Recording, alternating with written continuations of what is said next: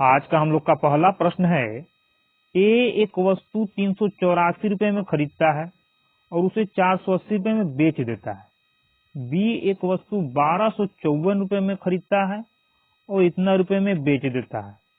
ए के लाभ प्रतिशत और बी के लाभ प्रतिशत का अनुपात कितना है, ये हम लोग को निकालना है।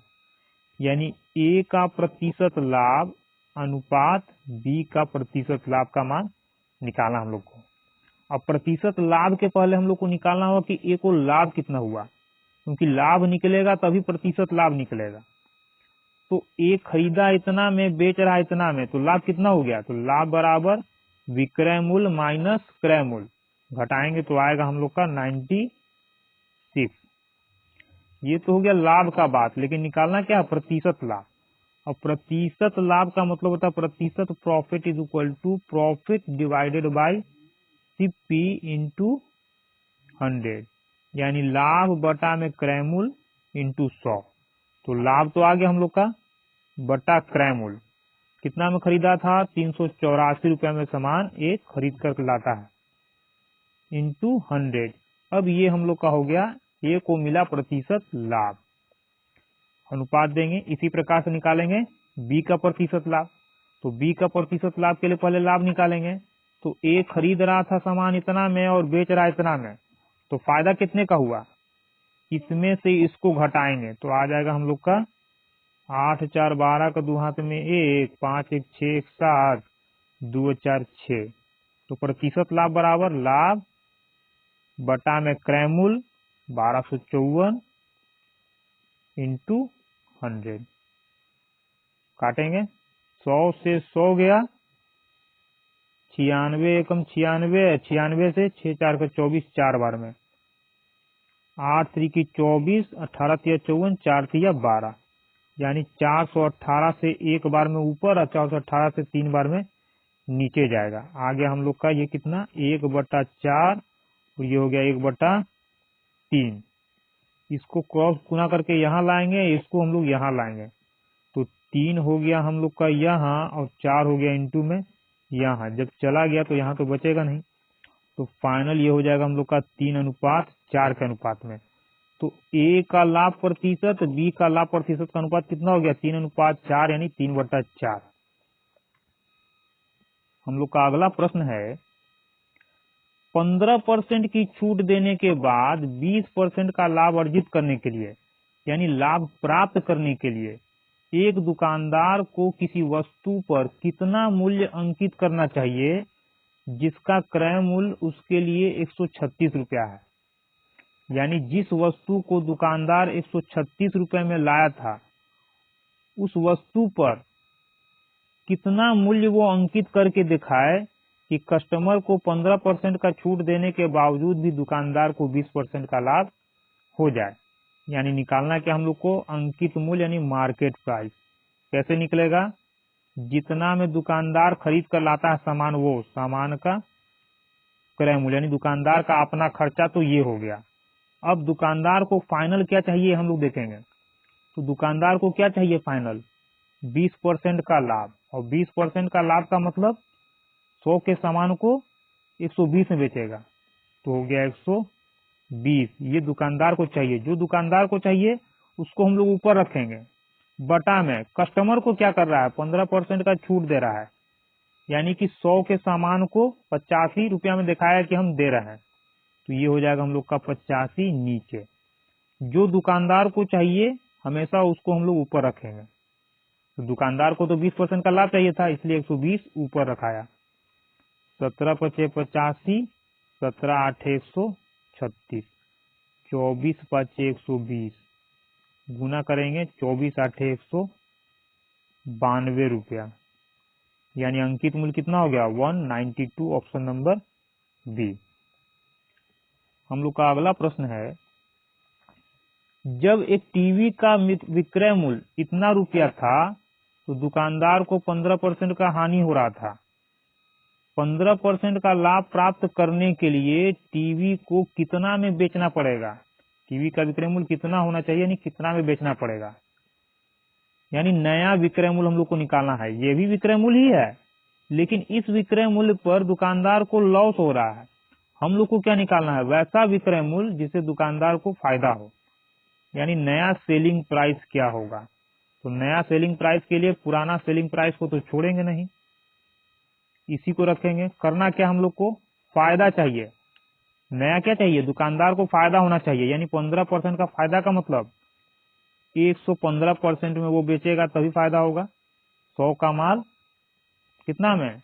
115 में, यानी 115% में। तो 115 ये तो हो गया नया वाला। पुराने वाले को क्या करेंगे? छोड़ देंगे? नहीं, इसको हम लोग नीचे रखेंगे।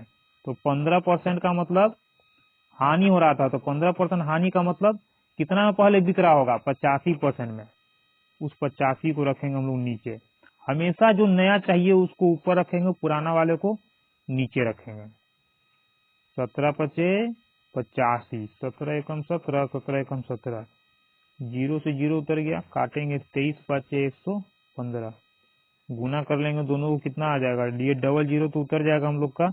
11 में 23 से गुना होगा तो 3, 3 2 5 और 2, 25,300 रुपया में टीवी को यदि वो बेचेगा तो 15% का लाभ हो जाएगा। Option number B, 25,300।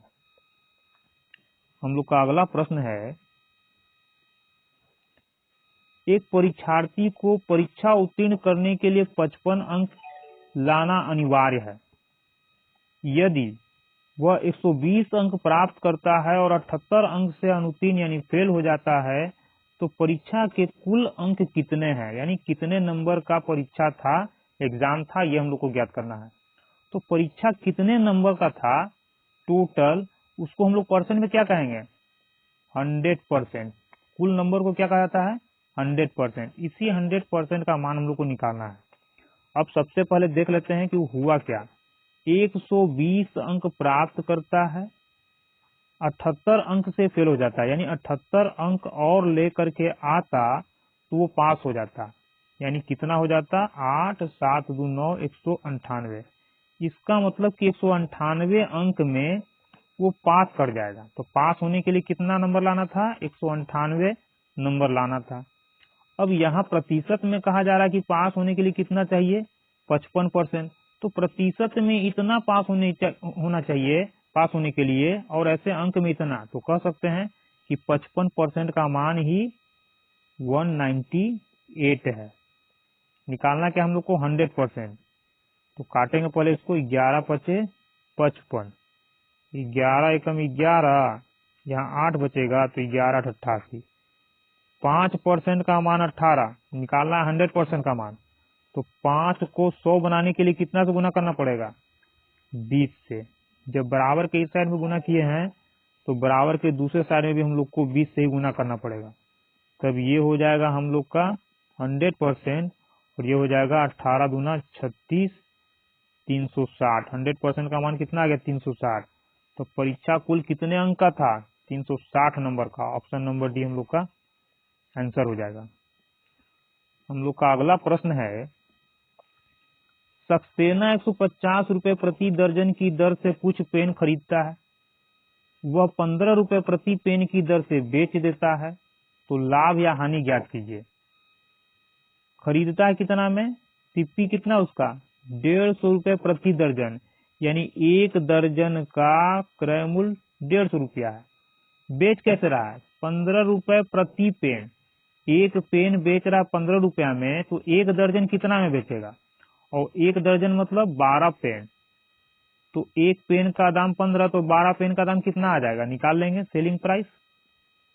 15 दूना 30, और 15 एकम 15 3 18, यानी कि एक दर्जन का क्रय मूल्य इतना और विक्रय मूल्य इतना, तो लाभ कितना हो जाएगा? खरीद रहा है 150 में, बेच रहा है 180 में, 30 रुपए का लाभ।